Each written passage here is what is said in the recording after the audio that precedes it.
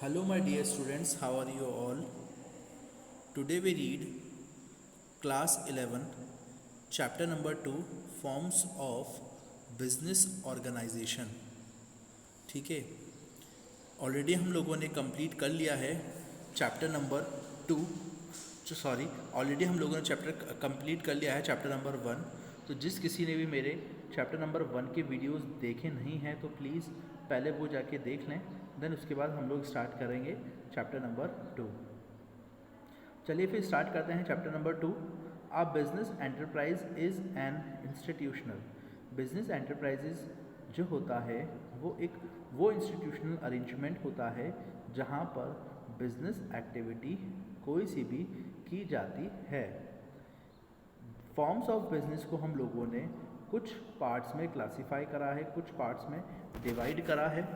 वो कौन से हैं? On the basis of ownership. जो ओनरशिप होती है, जो मालिक होता है बिजनेस एंटरप्राइजेस का, कैन ब्रॉडली बी क्लासिफाइड। वो बिजनेस को ठीक है क्लासिफाई करता है इन कैटेगरीज में। फॉर्म्स ऑफ बिजनेस एंटरप्राइजेस, जो फॉर्म्स है बिजनेस एंटरप्राइजेस का वो क्या है? फॉर्म्स ऑफ बिजनेस एंटरप्राइजेस, इसको हम लोगों ने 3 पार्ट्स के अंदर डिवाइड करा है। प्राइवेट एंटरप्राइजेस, पब्लिक एंटरप्राइजेस और थर्ड है joint sector enterprises. Private enterprises का मतलब क्या होता है? Owned, managed and control by private person. देखिएगा, जो प्राइवेट एंटरप्राइजेस होता है उसका सिंपल सा मतलब होता है कि इसको ओन किया जाता है और मैनेज किया जाता है या फिर कंट्रोल किया जाता है कोई भी प्राइवेट पर्सन्स के थ्रू। पब्लिक एंटरप्राइजेस का मतलब होता है कि इसको ओन किया जाता है, मैनेज किया जाता है, कंट्रोल किया जाता है बाय गवर्नमेंट। पब्लिक एंटरप्राइजेस को गवर्नमेंट मैनेज, कंट्रोल या फिर ओन करती है। Joint sector enterprises owned, managed and controlled by private government entrepreneur. ठीक है, जो भी प्राइवेट गवर्नमेंट एंटरप्रेन्योर होते हैं, ठीक है, वो इन सब चीज़ को, जॉइंट सेक्टर एंटरप्राइजेस को कंट्रोल करते हैं, मैनेज करते हैं या फिर ओन करते हैं। प्राइवेट एंटरप्राइजेस को भी हम लोगों ने 2 टाइप्स के अंदर डिवाइड करा है, जो कि है नॉन कॉरपोरेट फॉर्म और दूसरा है corporate form. Non corporate form के अंदर सोल प्रोप्राइटरशिप, पार्टनरशिप और joint Hindu family businesses. Non corporation rate के अंदर हम लोगों ने इसको डिवाइड करा है 3 पार्ट्स के अंदर, जो कि हैं सोल प्रोप्राइटरशिप, पार्टनरशिप या फिर joint Hindu family business. Corporate form जो होता है उसको भी हम लोगों ने 2 पार्ट्स में डिवाइड करा है, जो कि हैं कोऑपरेटिव सोसाइटी या फिर जॉइंट स्टॉक कंपनी। इसके भी अलग अलग पार्ट्स होते हैं, जो कि होता है department, undertaking, statutory, corporation, government company. ठीक है। In case of corporate form के अंदर प्राइवेट एंटरप्राइजेस जो है उसको आइडेंटिफाई किया जाता है अगर of the enterprises is separate from that of the owner. तो उसको एंटरप्रेन्योर जो होता है, एंटरप्राइज जो होती है, उसको सेपरेट कर दिया जाता है फ्रॉम दैट द ओनर से। And in case of non corporate form, और अगर इन केस ऐसा होता है कि नॉन कॉरपोरेट फॉर्म के अंदर आइडेंटिफाई किया जाता है ऑफ द एंटरप्राइजेस को, तो इसके अंदर ये चीज़ जो होती है वो बिल्कुल ही ज़्यादा डिफरेंट होती है from that of its owner से ये बिल्कुल भी ज़्यादा अलग होती है। अब ध्यान से समझिएगा कि सोल प्रोप्राइटरशिप क्या होती है। ठीक है, सोल प्रोप्राइटरशिप का मतलब होता है जिसने बिजनेस को, जिसका बिजनेस है, बिजनेस ओन फाइनेंस कराया है या फिर कंट्रोल किया जा रहा है सिंगल पर्सन के द्वारा, who is recipient of all profit and bear of all risk. जो कि रिसिपेंट है ना, रिसिपेंट है सारे के सारे प्रॉफिट का और बियर करता है सारे के सारे रिस्क को या फिर लॉस को। वापस से समझिए, सोल प्रोप्राइटरशिप जो का मतलब होता है बिजनेस जिसने ओन करा है, फाइनेंस करवाया है या फिर कंट्रोल करा है सिर्फ एक सिंगल पर्सन के थ्रू, जहाँ पर रिसिपेंट भी वही पर्सन होता है और प्रॉफिट रिसिपेंट भी वही पर्सन होता है प्रॉफिट का, यानी कि उसको अगर प्रॉफिट होगा तो वही पर्सन को ही दिया जाएगा और अगर लॉस होगा तो वही पर्सन जो है वो बेयर अप करेगा। It is suitable in areas of personalise services, ये जो है वो सूटेबल होता है कोई भी एरिया पर्सनलाइज्ड सर्विसेज के अंदर, like beauty parlour, hair cutting, salons and small scale activities like retail shops. देखिएगा ये जो सूटेबल होता है अपने अपने एरिया के बेसिस पर, कि भैया एरिया अगर सही होगा, पर्सनलाइज्ड होगी सर्विसेज, यानी कि कोई भी पर्सन की पर्सनलाइज्ड सर्विसेज दी जाती है। ब्यूटी पार्लर जो होता है वो खुद का कोई भी पर्सन जो होता है वो उसके पास जाता है और ब्यूटी पार्लर अपनी बॉडी को या फिर अपनी स्किन को अच्छी करता है। हेयर कटिंग के अंदर भी आप लोग भी हेयर कटिंग में करवाने गए होंगे, तो वो जो शॉप होगी वो किसी एक पर्टिकुलर पर्सन की होगी, ठीक है।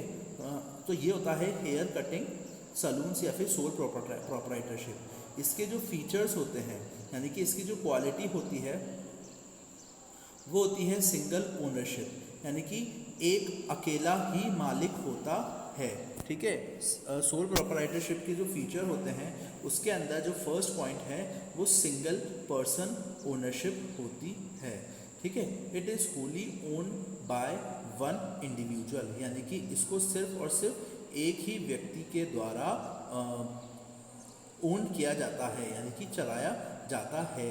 Control, sole proprietorship has fully power of decision making. Control क्या होता है? सेल्फ प्रोप्राइटरशिप को ये अधिकार होता है, ये पावर होती है कि वो अपने डिसीजन को खुद ब खुद भी ले सके। No separate legal entity, legal there is no difference between business and businessman. यहाँ पर लीगली अगर देखा जाए तो बिजनेस और बिजनेसमैन के बीच में कोई भी ज़रा सा भी डिफरेंसेस नहीं होता है। Unlimited liability, the liability of owner is unlimited. जो लाइबिलिटी होती है किसी भी ओनर की वो होती है अनलिमिटेड, वो होती है unlimited. In case the assets of business are not sufficient. अगर हम लोग देखें कि जो किसी भी असेट्स होती है उसको बिजनेस की जो इन case the assets of business, अगर हम लोग देखें कि कोई भी अगर असेट्स होती है बिजनेस में are not sufficient to meet its डेप्ट, वो बिल्कुल भी सफिशिएंट नहीं होती है जिससे कि वो अपने डेप्ट को लोन्स को चुका सके। The personal property of owner can B use for paying debts.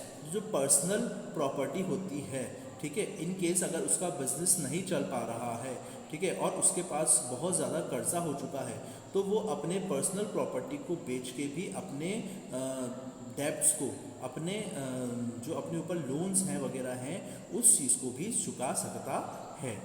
No legal formalities, यानी कि इसमें कोई भी लीगल फॉर्मेलिटीज़ करने की ज़रूरत नहीं होती है। Not required to start manage and advise and dissolve such business organisation. इसके अंदर क्या होता है, कोई भी रिक्वायर्ड चीज़ों की ज़रूरत नहीं पड़ती है, चाहे वो स्टार्ट में हो या फिर स्टार्टिंग में हो या फिर मैनेज कर सके या फिर डिसॉल्व कर सके हर एक बिजनेस में।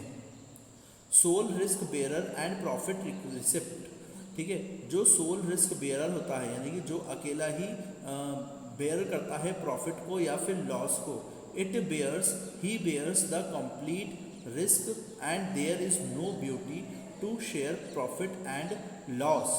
इसमें क्या होता है, सोल प्रोप्राइटरशिप जो होती है इसमें सोल करते हैं, ठीक है, रिस्क बेयरर करते हैं, रिस्क जो है वो उठाते हैं, और प्रॉफिट जो है वो रिसिप्ट होती है, प्रॉफिट जो होती है वो प्रॉफिट रिसिप्ट होती है, recipient. He bears the complete risk and there is nobody to share profit and loss, ठीक है। ये यहाँ पर सिर्फ एक ही होते हैं, आप इसके अंदर ऐसा नहीं होता है कि कोई और दूसरा आकर आपके प्रॉफिट को शेयर कर सकें। मेरिट्स क्या होते हैं? अब देखिए, मेरिट्स मतलब होते हैं इसकी कुछ कमियां भी होती हैं। ईजी टू मेरिट्स होती हैं, देखिए मेरिट्स मतलब होता है इसकी कुछ अच्छाइयाँ भी होती हैं, वो अभी हम लोग पढ़ेंगे। Easy to start and close, ठीक है ना, इसको आसानी से स्टार्ट कर सकते हैं और आसानी से बंद कर सकते हैं। It can be easily started and closed without any legal formalities, ठीक है। इसको हम लोग स्टार्ट तो कैसे भी कर सकते हैं, ठीक है ना, एक पर्सन के द्वारा भी हम लोग इसको स्टार्ट कर सकते हैं, लेकिन इसमें इस कोई भी लीगल फॉर्मेलिटी करने की ज़रूरत नहीं पड़ती है। क्विक डिसीजन मेकिंग, जल्दी से हम लोगों को डिसीजन लेना पड़ता है। As sole enterprises, as sole trader is not required to consult of or inform anybody about his decision.